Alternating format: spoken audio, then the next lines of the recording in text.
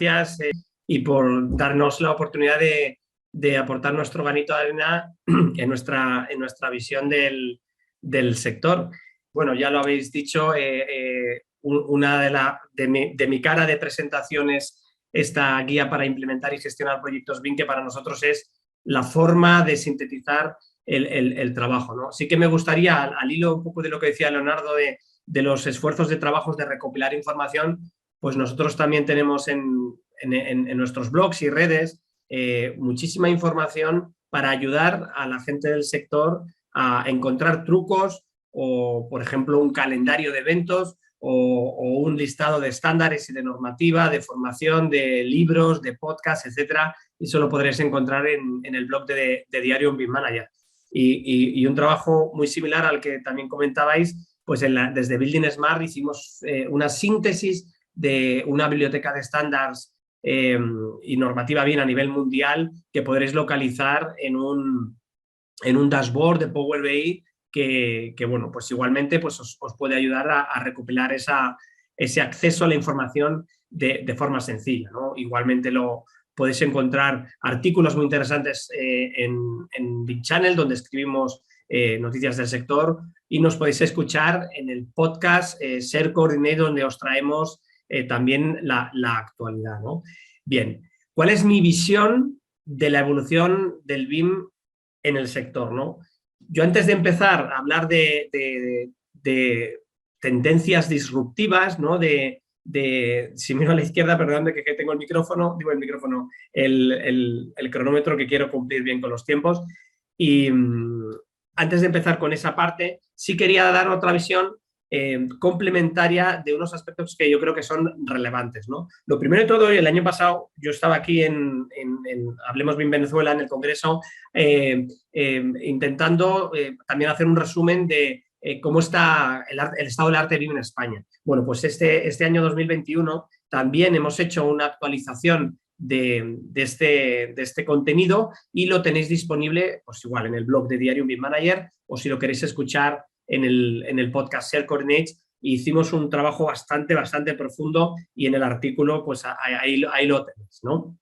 Entonces, ¿cómo vemos nosotros ahora mismo al sector, a la gente, ¿no? Pues yo creo que vemos una ilusión que anima bastante con todos los profesionales dedicados, como por ejemplo ahora mismo con casi 200 personas, o bueno, picos de 200 personas en este congreso, ¿no? Teniendo conciencia clara de que queremos mejorar, ¿no? Y especialmente una predisposición para avanzar, ¿no? Y eso hace que pues, nos animemos, que nos entusiasmemos, ¿no? Y también tomemos impulso porque tenemos mucho apoyo de diferentes entidades como vosotros, ¿no? Organizando este tipo de eventos, ¿no? Donde ponemos también los pies en el suelo, ¿no? Además de hablar de tendencias del futuro, vemos lo que se está haciendo realmente, ¿no? Y apoyados de grandísimos profesionales y colegas que nos ayudan a hacer un networking que es una herramienta para traccionarlo, ¿no? Y gracias a personas como Evelio, como Leonardo y como otros ponentes que están aquí, pues tenemos esos influencers, líderes que nos ayudan a tener pequeñas guías en todo este camino, ¿no? Y, por supuesto, los grupos BIM, ¿no? Grupos de profesionales que se juntan para ayudar, y eso también yo creo que es bastante destacable, ¿no? También entendiendo los proyectos que vamos realizando como pequeños activos que nos van a ayudar a explotar la información y a desarrollarla de una manera muy importante. Y, sobre todo, percibiendo que el sector está avanzando con un nivel de madurez cada vez mayor. Yo pongo ahí un nivel medio porque creo que ya estamos dejando atrás esa etapa inicial de qué es BIM. Por supuestísimo, eso ya lo tenemos ya casi en la prehistoria, ¿no? Pero sí que vamos viendo cómo se va consolidando ese avance a ese nivel integrado al que queremos llegar dentro de unos años, ¿no? Y, por supuesto, pues gracias a eventos como este, que son una referencia, que nos dan esa luz en el camino que vamos necesitando, ¿no? ¿Y qué nos depara el futuro? Bueno, pues nos depara empezar a integrar los procesos empresariales y también la tecnología social, las necesidades sociales dentro de los diferentes bases de datos que vamos generando, ¿no? Generamos un modelo BIM, ese modelo BIM se construye, eso entra en mantenimiento, pero si a todo eso integramos con la ciudad, lo integramos con el conocimiento empresarial, lo integramos con las múltiples bases de datos del uso que hace la ciudad en los ciudadanos, de todo ello, pues vamos a empezar a conseguir ahorros realmente importantes, y nosotros ya en nuestro histórico tenemos casos de éxito de empresas que, haciendo todos estos caminos que vamos viendo, evidentemente no en un año ni dos, sino en casi 6 años de innovación, de desarrollo, pues y integrando la parte empresarial dentro de los modelos BIM, consiguen dar estos saltos exponenciales realmente importantísimos. Ese es los siguientes pasos donde creemos que vamos a llegar, ¿no? Y nosotros lo vemos en ejemplos de obras nuestras.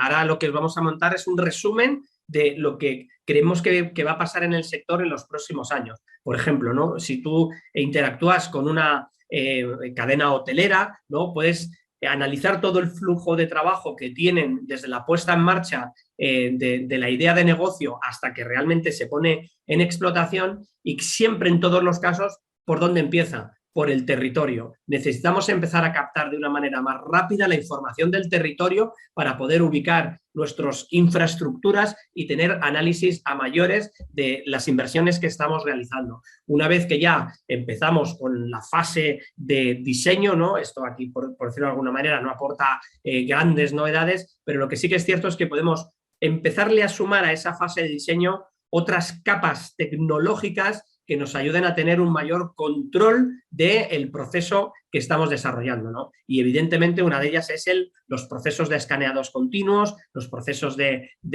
inclusión de fotografías 360 u otros tipos de edición de la realidad, para que vayamos dotando de esa calidad que necesitan y esa garantía de acabado final que quiere nuestro cliente, ¿no? Obviamente, este tipo de actuaciones lo podemos aplicar con no solo decoración, con el ámbito de las instalaciones, del comportamiento de las mismas, y enfocándolo a la parte más importante, que es la del mantenimiento, ¿no? En el momento en que nosotros ya estamos en esa fase de mantenimiento, podemos pasar por una habitación del hotel, podemos escanear un elemento y mediante alguna aplicación como Dalux, inmediatamente nos lleva a la ficha técnica de este elemento que se ubicó, y estando en esta posición en la habitación, pues también podríamos decirle que, oye, tengo un problema con el filtro del aire acondicionado, muéstrame dónde está el equipo, y puedo ir viendo con la realidad virtual y aumentada el posicionamiento de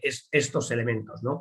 Evidentemente, esto para las entidades que tienen que gestionar son herramientas de calidad y de ayuda impresionantes, ¿no? Pero para los propios técnicos de mantenimiento, que tienen que estar encima de grandes instalaciones, muchas de ellas muy complejas, y que gracias a esta accesibilidad inmediata a la información, pues pueden entrar en el control de una válvula, saber exactamente qué presión está teniendo en el momento, y si tiene algún indicador de aviso de algún fallo o de alguna necesidad que tengamos que incluir ahora mismo en el mantenimiento de este elemento, ¿no? Este podría ser un pequeño resumen de muchas de las cosas que van a ir entrando en el sector, porque nosotros somos conscientes que muchas de estas aplicaciones están en un nivel de madurez un poquito más avanzado que la media del sector, ¿no? Lo que sí que vemos claro es que ya se empiezan a cruzar las tecnologías. Después de habernos centrado en el ciclo de vida lógico, ¿no? Iniciar un proyecto, voy a hacer el diseño, voy a hacer la ejecución, el mantenimiento, el desmantelamiento, ¿vale? Ahora lo que tocaba era cruzarlo, no solo la parte de la infraestructura, la parte BIM, sino juntarnos con el territorio, ¿no? Y hacer esa integración BIM-GIS que cada vez es más necesaria. ¿Por qué? Porque los grandes gestores de activos realmente lo que le interesan es esa localización de sus infraestructuras en el mundo y ese control de la información económica y de explotación que necesitan, ¿no? Y la parte del diseño y la construcción es casi para ellos una pequeña gestión que hay que realizar. Evidentemente a los proyectistas es una parte muy importante para nosotros, pero si miramos la escala global y la escala temporal a largo plazo, pues ahí es donde está en la geolocalización el verdadero negocio, ¿no? Y vamos viendo cómo todas estas conexiones múltiples de información y tecnología, ¿no?, también se empiezan a producir en muchísimos ámbitos, y también en la forma de presentárnoslo como este estudio de análisis de tesis doctorales y de publicaciones, pues eso, con un mapa muchísimo más completo de relaciones entre las diferentes plataformas y estudios, ¿no? Esas integraciones es de lo que estamos hablando, ¿no? Si vamos a ejemplos muy concretos, podríamos estar bueno, antes de entrar en levantamientos existentes, también estamos dando el salto a otros sectores donde normalmente esto no se estaba produciendo, la implantación de BIM, ¿no? El sector, por ejemplo, de las energías renovables, no digo que el BIM no se aplique, sino que de manera masiva estarían en un nivel de madurez BIM prácticamente cero, ¿no? Y estamos viendo en los últimos meses cómo empieza a haber un empuje realmente importante debido a, obviamente, a la explosión y a la necesidad mundial de generar parques eólicos, parques fotovoltaicos híbridos, parques eólicos marítimos, etcétera, etcétera, etcétera. Aquí se empiezan a ver ya movimientos muy importantes de cómo empezar a integrar plataformas BIM con plataformas GIS, con plataformas de entornos de datos colaborativos, etcétera, etcétera. Volviendo a la parte del ciclo, bueno, pues entonces nosotros en las fases iniciales lo que tenemos que empezar a ver es cómo enriquecer la toma de datos, ¿no? Estamos viendo cómo proliferan aplicaciones como, por ejemplo, Zipe y Zipesite, en el que se entiende cómo hay que arrancar del territorio para poder realizar un proyecto, ¿no? Esto yo como arquitecto soñaba con esto desde hace años, ¿no? Es decir, basta ya de tener que arrancar un proyecto con un plano topográfico 2D, porque realmente la calidad de la información que tú puedes ir plasmando ahí está muy demasiado sintetizada, ¿no? De esta otra manera, gracias a estas aplicaciones, gracias a los escaneados, tenemos ya las diferentes técnicas de escaneados empiezan a ser muchísimo más ágiles, más rápidas, más económicas, y hacen que casi en cualquier tipo de instalación, aunque sea muy pequeña, ya es rentable. Y a eso le vamos sumando otras capas de información, es decir, además de los escáneres, incluimos localizaciones de foto 360, que las incluimos tanto en los modelos como en los planos, para acceder de una manera sencilla a ellos, ¿no? Ese es otro de los aspectos de lo que vamos a ver. Cómo todos estos procesos se van a ir simplificando de una manera importante para los usuarios, ¿no? Aquí este ejemplo, que es un laboratorio de una estación de plantas depuradoras, ¿no? Al técnico de la estación se le dio una simple aplicación que le daba doble clic y ya podía navegar de una manera sencilla, no había que darle ningún curso de formación ni nada para que pudiera utilizar estas cuestiones, ¿no? Otro aspecto importante que vamos a ir viendo, ¿vale?, es la automatización del modelado de las nubes de puntos. Aunque aquí también vamos a ver una divergencia bastante importante, ¿no? Y es, por un lado, se tenderá a modelar de una manera más automática las instalaciones, ¿no?, con aplicaciones muy avanzadas como Edgewise, como CloudWorks o similares, ¿no? O empresas que han desarrollado sus propios algoritmos y que hacen que puedas modelar una planta en unos tiempos récords, ¿no?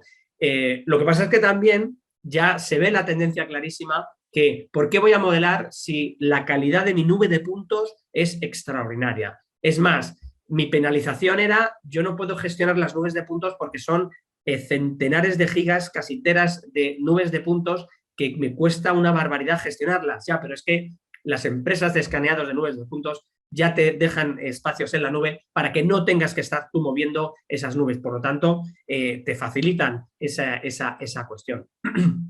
Y lo que se ve, esa tendencia de la que estamos hablando también con respecto al modelado, sería la parte de tengo un escaneado con un nivel de precisión impresionante, sobre el que además he tagueado, es decir, he etiquetado elementos, y ese etiquetado de elementos también es cada vez más inteligente. Solo tengo que etiquetar determinados tipos de elementos en los primeros barridos de escaneados y luego ya las aplicaciones con los algoritmos que manejan, ya son capaces de identificar el mismo elemento, ¿no? Selecciono una luminaria, le digo que esto es una luminaria del tipo 2 y cuando hago los siguientes escaneos, el propio software es capaz de identificar esos tipos de luminarias, ¿no? Y tú las puedes ir calibrando sobre los trabajos y el propio programa va recalibrando y va mejorando ese tagueado, ¿no? Al final que tengo una nube de puntos de una calidad extraordinaria y con información asociada. ¿Para qué necesito modelar? ¿No? Entonces, esa tendencia es algo que yo creo que iremos viendo de una manera más masiva de forma de adelante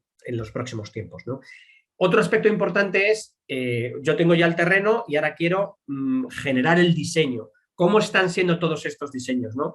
Todos conoceréis los algoritmos de desarrollos de diseños generativos de edificios de la empresa Architectures, y si no lo conocéis, os invito a que los conozcáis, pero muy recientemente hemos visto una empresa española, como digo yo, te encanta ver una empresa que no tiene un fondo de inversión que la ha arrancado ni viene de Massachusetts, sino que es de Sevilla y son un grupo de arquitectos que han creado una aplicación de diseño generativo de ciudades, pero la gracia de este proyecto es que además de generar el diseño de ciudad, llegan a la escala 1:1. Es decir, que además de poder hacer planeamiento urbano, también me puedo ir a la escala de parcela y una vez en la escala de parcela puedo hacer el diseño generativo del edificio correspondiente o del conjunto de edificios.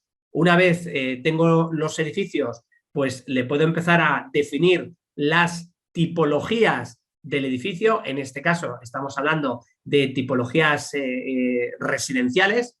Después de tener la tipología, empiezo a definirle los diferentes tipos de viviendas que quiero, las densidades, pues viviendas de 2 dormitorios, de 3 dormitorios, de 4, etcétera, etcétera. Es decir, defino el programa y una vez definido el programa, puedo incluirle otro tipo de variables relacionadas con la calidad.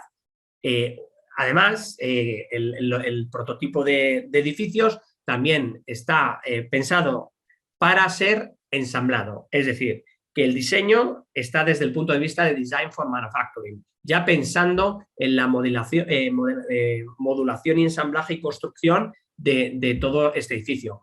Obviamente, con una serie de patentes y de tipologías muy concretas, pues relacionadas con esta empresa que estamos comentando, ¿no? Que se llama CityThinking, ¿vale? De esa manera, pues estamos consiguiendo pues, llevar el diseño de la ciudad a el diseño que necesita el ciudadano dentro de su propia vivienda, ¿no? Todos seguros que conocéis también empresas parecidas que hacen algo parecido, que como TestFit, bueno, TestFit solo se queda en el diseño de la parcela, que no es poco, el diseño generativo de opciones volumétricas y de programa. Aquí da un salto más realmente espectacular, llegando ya a la fase de construcción prefabricada, ensamblada, ¿no? Y integrando todos estos flujos de trabajo. De nuevo, vemos un salto cualitativo realmente importante y veremos que es algo que va a ir sucediendo cada vez más, ¿no? Porque todas las empresas que generen, que tengan prototipos de, por ejemplo, viviendas prefabricadas, ¿no? Viviendas unifamiliares, chalets, por decirlo de alguna manera, pues al final terminarán generando un software, un ensamblador, de tal manera que tú en su página web puedas ir eligiendo las 250.000 opciones que tienes de vivienda y cuando termines lo enviarás y te mandarán el contrato, lo firmarás y ya directamente estará el pedido para que dentro de 3 semanas puedas en tu parcela tener disponible esa vivienda, ¿no? Damos el salto a otro enfoque y en este caso vamos a ver el enfoque de la calidad de la documentación. Nosotros estamos generando una documentación cada vez más enriquecida, ¿no? Esto, bueno, no es algo que veremos dentro de unos años, sino que ya lo estamos viendo de una forma ordinaria en los proyectos actualizados. Pero lo que sí que empezaremos a acostumbrarnos que los planos finales de obra tengan ya una calidad y además una inclusión de información infinitamente más enriquecida que los planos convencionales y además tendrán acceso mediante pues, códigos QR o con enlaces a el modelo 3D por un lado, a pues la ficha final del proyecto, a toda esa información, a las fotos 360 de las instalaciones justo antes de ser tapadas en el diferente edificio, y eso evidentemente de nuevo va a ayudar a una mejor gestión de la información ASBIL y a una calidad del mantenimiento de las infraestructuras o de las instalaciones, ¿no? Todos este tipo de planos es otra de las cosas que vamos a ver, cómo los planos de taller empiezan a automatizarse de una manera mucho más sencilla y cómo cualquier tipo de información de la que nosotros estemos mirando dentro de los modelos va a estar siempre relacionada de alguna manera que haga que los técnicos podamos entender mejor cualquier tipo de información asociada a esta documentación, ¿no? Recientemente en Autodesk University 2021 se presentaba pues una evolución de la plataforma Fusion 360 a partir de todo lo que sería la base de Forge que Autodesk plantea como el núcleo de todos sus desarrollos de los últimos años, pero de los próximos 5 o 10 años con toda probabilidad, ¿vale? Y una de las cuestiones que presentaban era ¿por qué hacer planos de detalle si los puede hacer el programa automáticamente, ¿no? Y hablaban precisamente de, bueno, pues las diferentes piezas de un ensamblaje, de un equipamiento, y que el programa pues ya está preparado para que yo en función de la pieza que quiera decirle si quiero o no que me saque todos los planos de despieces, pero que ya no tiene que ser el técnico el que genere el plano, sino que ya todo va a estar predefinido para que de una manera muy sencilla todos esos planos de detalle se generen automáticamente, ¿no? La verdad es que suena maravilloso escuchar este tipo de cuestiones, porque yo como arquitecto me imagino lo bonito que tiene que ser estar solo diseñando y que ya los planos, los detalles se vayan generando solos de una manera automatizada y guiada, ¿no? Eso, pues ahora mismo en el mundo de la arquitectura, pues todavía es algo que no lo estamos viendo, pero estos ejemplos, como hemos visto antes, de City Thinking, ¿no? O esto que estamos viendo ahora de Fusion 360, es lo que vamos a ver cada vez más implantado en los diferentes tipos de programa. Usted dedíquese solo a lo que de verdad genera un valor extraordinario, que es aplicar su conocimiento al diseño, al cálculo, a la gestión, ¿no? Y dejemos que sean las máquinas las que hagan el trabajo más aburrido y tedioso, que es el de dibujar, ¿no? Que eso ya, pues, ya no aporta un valor, simplemente es una representación para que alguien después pueda hacer otra tarea, ¿no? Avanzamos en otras líneas de trabajo, ¿no? Y pensamos ahora en seguir integrando, pero ahora flujos y simulaciones, ¿no? Una vez que tenemos estos modelos de información, ya el concepto de interoperabilidad empieza a ser superado, ¿no? Ahora ya empezamos a hablar de multiintegración de bases de datos, ¿no? En estas multiintegraciones lo que estamos viendo es que ya los modelos pueden fluir de una manera mucho más eficiente entre las diferentes plataformas, con cada vez menores errores, y que evidentemente pues yo a la vez que estoy haciendo un diseño urbano o estoy haciendo un diseño de posicionamiento de paneles solares, pues además ya me está dando que si el posicionamiento de los paneles es el adecuado, que si además tenemos en cuenta los túneles de viento, pues también podemos optimizar ese posicionamiento, y de esa manera pues ayuda de nuevo al técnico a tomar muchísimas a mejores decisiones, y todo eso igualmente facilitándonos la búsqueda de certificaciones o el conseguir o garantizar que nuestros edificios cumplan con un objetivo, con un estándar, que sean Passive House, etcétera, etcétera. Todo eso, pues lo que vamos a ver es ya no voy a tener que llevarme el modelo a 800.000 modelos de cálculos diferentes, sino que cada vez va a ser más sencillo ir moviéndolo a 1, 2 o incluso conseguiremos hacerlo en una única plataforma, ¿no?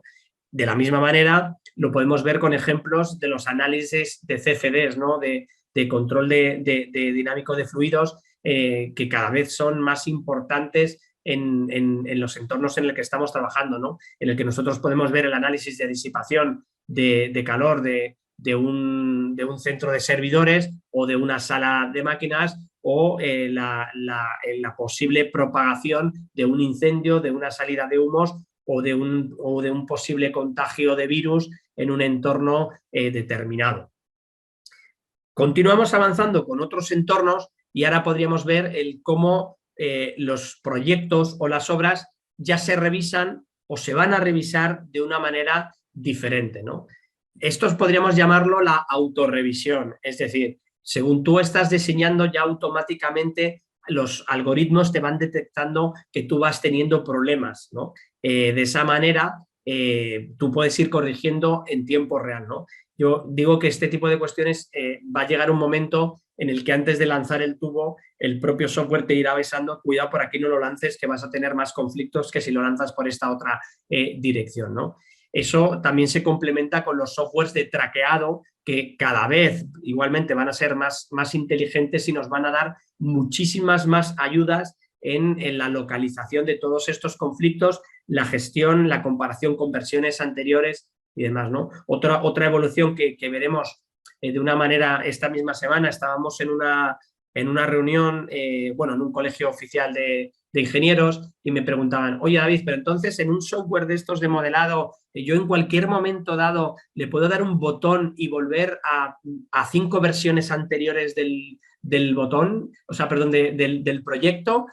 Y yo le decía, sí y no, y me explico. Es decir, con un software de modelado estándar, pues a lo mejor depende de la marca comercial, bueno, pues con algunos sí puedes tener algún mayor control de versiones, en cambio la mayoría no, ¿vale? Tú vas guardando fotos fijas por intereses, ¿no? Entrego una fase concreta y hago una foto fija y la dejo archivada, y si quiero volver, pues vuelvo a esa foto fija, por decirlo de alguna manera.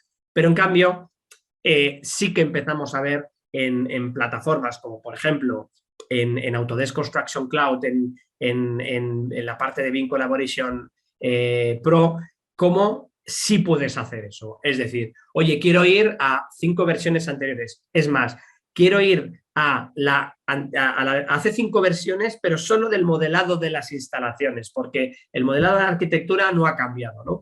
Entonces, eso igualmente, ese poder ver diferentes momentos de los modelos, va a ser algo que veremos de una manera muchísimo más normalizada en poco tiempo, ¿no? Y por supuesto, todo tipo de ayudas de automatización cada vez más implantadas, ¿no? Pues adaptabilidad de elementos a terrenos, ¿no? Ahora mismo estamos acostumbrados a ver todo esto con plugins o con herramientas como Grasshopper, como Rhino Insight, como Dynamo o similares, ¿no? Y veremos cómo pues, el modelado de trazados, el posicionamiento o autoposicionamiento, las detecciones de interferencias, creaciones de huecos, resoluciones de determinados de cruces, cálculos de normas, análisis solares, etcétera, pues todo eso va a ser algo que ya cada vez se van a ir automatizando todos esos procesos, como digo yo, simplificándole a los técnicos o a los gestores este apartado, ¿no? Y llegando al punto en el que nosotros las revisiones de proyectos, por supuesto, ya las haremos dentro de una realidad virtual o una de realidad aumentada o una realidad mixta, ¿no? Eso es algo que, como digo yo, no nos sorprende, pero ¿qué es lo que está evolucionando de una manera realmente espectacular? Todas las capacidades y toda la facilidad para utilizar estas tecnologías. Ya las tenemos prácticamente en cualquier dispositivo móvil, ya tiene las tecnologías de realidad aumentada, y los costes de los dispositivos virtuales se han reducido de una manera absolutamente drástica, haciéndolo accesible a todo el mundo. Lo que pasa es que todavía no se está utilizando de manera masiva, ¿no? Y lo que sí que veremos es la posibilidad de que yo modifique algún dato en mi revisión virtual y ese dato se actualice en el modelo determinado, o en el modelo de datos. No tiene por qué ser en el modelo geométrico, sino que puede ser en otra base de datos en paralelo, ¿no? Ahí vemos empresas como Visual Technologies, VT, que tiene ya una plataforma que se llama VT Platform, donde ya se está produciendo todo este tipo de cuestiones, que esta empresa va como 5 años por delante del sector, por decirlo de alguna manera. pero eso es lo que veremos poquito a poco cada vez más implantado, ¿no? Y cuando nosotros le entreguemos el proyecto a nuestros clientes, lo normal en un par de años será que todo el mundo le esté entregando pues el qué, pues un videojuego, ¿no? Es decir, todas estas posibilidades de poder, de que el usuario, el cliente, pueda chequear su proyecto como si estuviera paseando por cualquier tipo de videojuego que todos conocemos, ¿no? Pero con un nivel de fotorrealismo y de sensaciones, ¿no? Porque al final de lo que se trata es que cuando esto le tiene que llegar al cliente, le tiene que producir algo que le ayude a decir que, oye, este equipo de técnicos que he contratado están haciendo un trabajo extraordinario y esto es exactamente lo que yo necesitaba en mi nueva planta de gestión de residuos que he contratado, ¿no? Evidentemente aquí no estamos enseñando nada disruptivo, esto conocemos que se hace desde hace tiempo, pero lo que sí que se está viendo de una manera clara es que cada vez es más fácil acceder a todo esto y cada vez es más sencillo que muchas personas puedan utilizarlo sin unos conocimientos muy avanzados de programación y de integración de información, ¿no? Dando otro siguiente paso a integración y sistematizaciones, ¿qué es lo que también estamos percibiendo?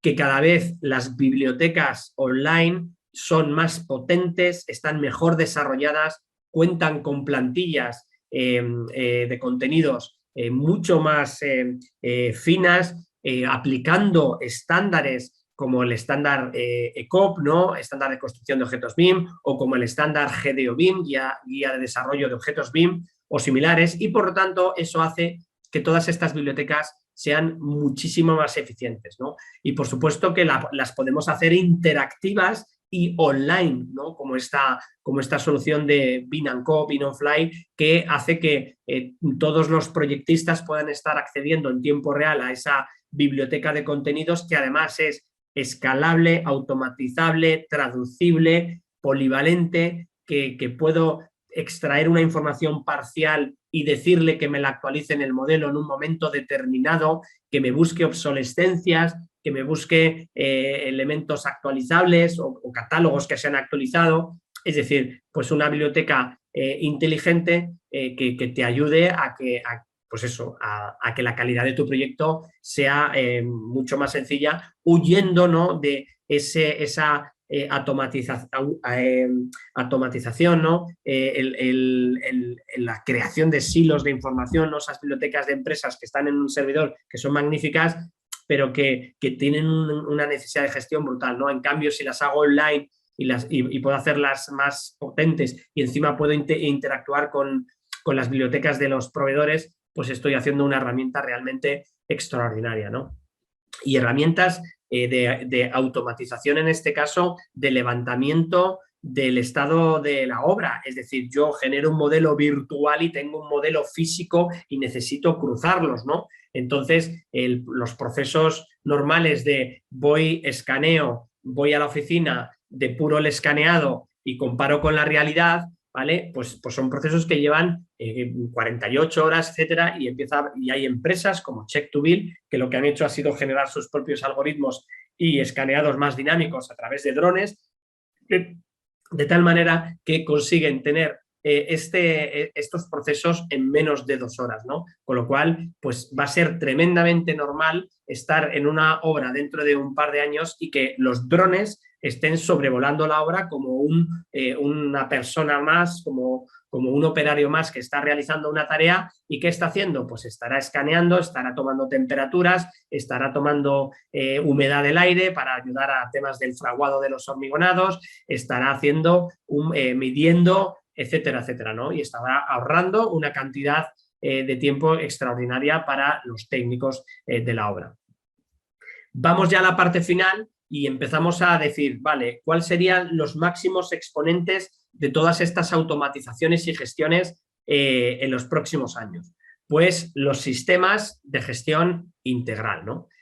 Uno de ellos, por poner algún ejemplo, es uno que conocemos a través de una plataforma que se llama M2 de Software One, que se trata de una herramienta integradora que tiene todos y cada uno de los procesos de una empresa constructora promotora totalmente integrados con todos y cada uno de los posibles usos BIM que se le pueden asociar a un modelo.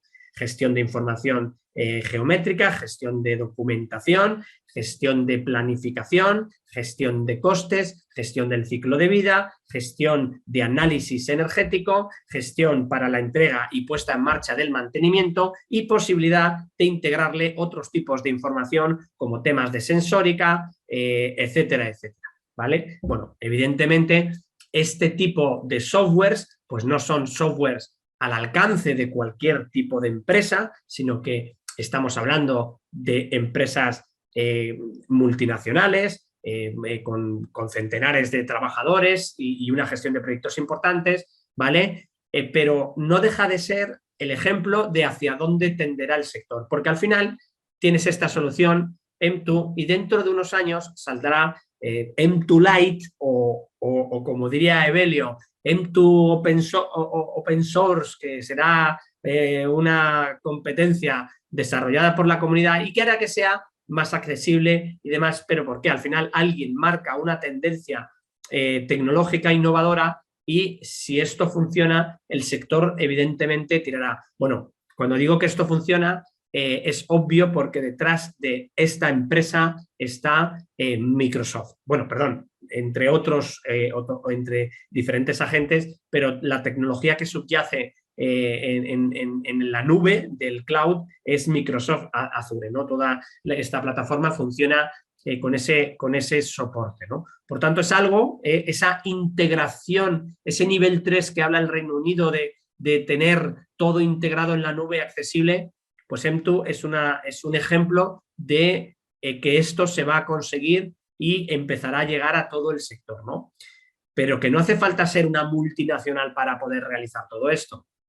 Lo que estáis viendo es el esquema de procesos de un software que es real, que ha conseguido desarrollar una empresa de menos de 20 personas del País Vasco, que se llama HIB Lab, que ha generado un programa que se llama Space Labs, ¿no?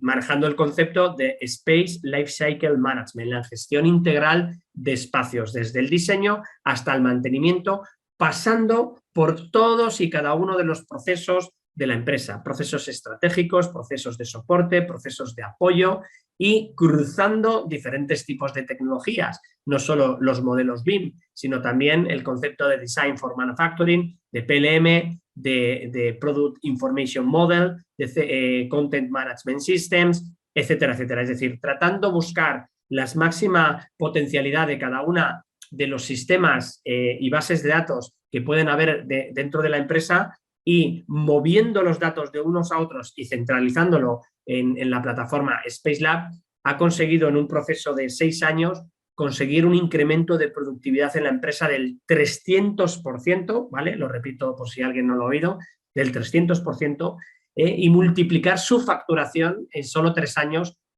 por 3, ¿vale? Obviamente hay un proceso de innovación descomunal detrás con miles y miles de horas de desarrollo y de investigación para conseguir llegar a esta sistematización, pero significa que se puede conseguir, que no hace falta ser una multinacional de 2.000 empleados para plantearse este tipo de cuestiones y el núcleo de todo esto, el motor de todo esto es un modelo BIM.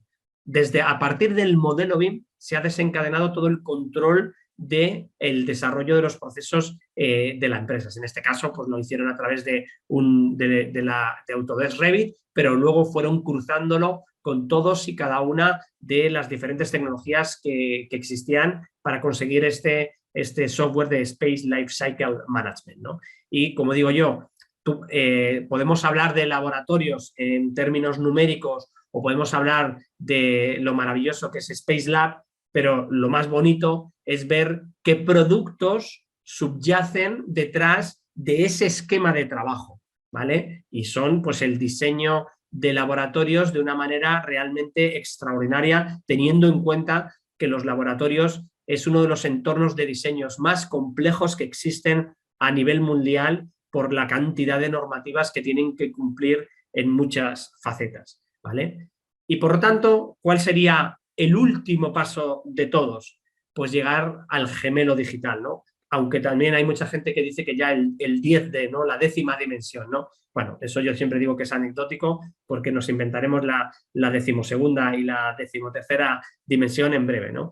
Y al final, pues ahí en ese gemelo digital, ¿qué es lo que necesitamos? Conectar los modelos digitales que hemos ido produciendo a lo largo de todos estos procesos con la información viva que va dándome el edificio. ¿A través de qué? A través de la sensórica o a través del Internet of Things, ¿no? Y de esa manera, aquí por ejemplo, tenéis ejemplos como Schneider Electric, que ha generado un sistema que ellos generan ecosistema de conectividad que pueden aplicarlo a diferentes tipos de tipologías de edificios, ¿no? Y además que son sistemas que lo que hacen es traducir la sensórica de múltiples patentes a un único sistema para tener una lectura lógica y sencilla, ¿no? En estas líneas vamos a ver cómo van a evolucionar de una manera realmente extraordinaria los programas de gemelos digitales, ¿no? Autodesk, por ejemplo, hace unos años desarrolló el Project Dasher 360, el año pasado adquirió Autodesk Tandem y este año lo ha sacado ya en la primera versión, ¿no? Y que al final pues no dejan de ser precisamente eso, ¿no? Programas de conexión de información sensórica y de lógica de mantenimiento con los modelos BIM que lo nutren para poder realizar todos estos análisis tan interesantes, ¿no?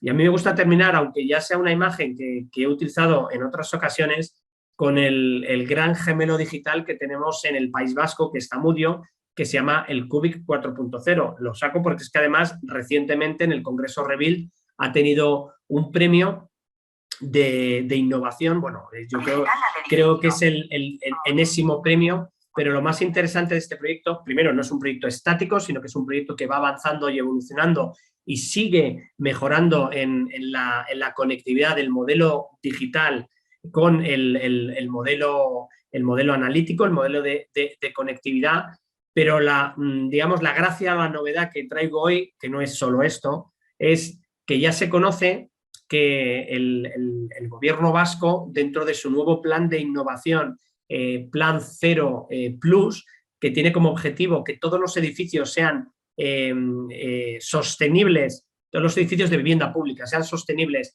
a partir del año 2030, esto implica que hay que hacer una serie de análisis realmente notables que ya han hecho durante 3 años, pero que ahora van a saltar a lo que sería el BIM social. El BIM social se trata de llevar todo esto que estáis viendo a una vivienda de alquiler. Es decir, no a edificios de rascacielos, estadios de fútbol o edificios de corporaciones, sino al edificio más habitual que tenemos cualquier persona, que es nuestra vivienda, ¿vale? Por lo tanto, vamos a ver dentro de algunos años cómo todo esto se va a empezar a aplicar de una manera más normal. Que cuando hablemos de gemelos digitales ya no estemos pensando en edificios robóticos o en edificios del futuro, sino que vamos a poder empezar a disfrutar como ciudadanos de las ventajas de todas estas tecnologías. Porque cuando conseguimos llevar toda esta batería de tecnologías que hemos visto aplicadas a la vivienda, eso significa que vamos a conseguir confort energético, que vamos a conseguir más información relacionada con el edificio, que lo vaya a ayudar a mantener mejor, a prevenir posibles problemas muchísimo antes de que sucedan, y eso lo vamos a disfrutar nosotros, los usuarios. Y por lo tanto, esa es una de las formas más bonitas de poder ver cómo toda la transición digital que estamos viviendo va a llegar de verdad no solo a los proyectistas, a los constructores y a los diseñadores, sino que va a llegar a los ciudadanos, ¿no? Y por eso vamos a conseguir ese BIM social, que será esa forma de plasmar la realidad de todos estos cambios que estamos viendo. Así que muchas gracias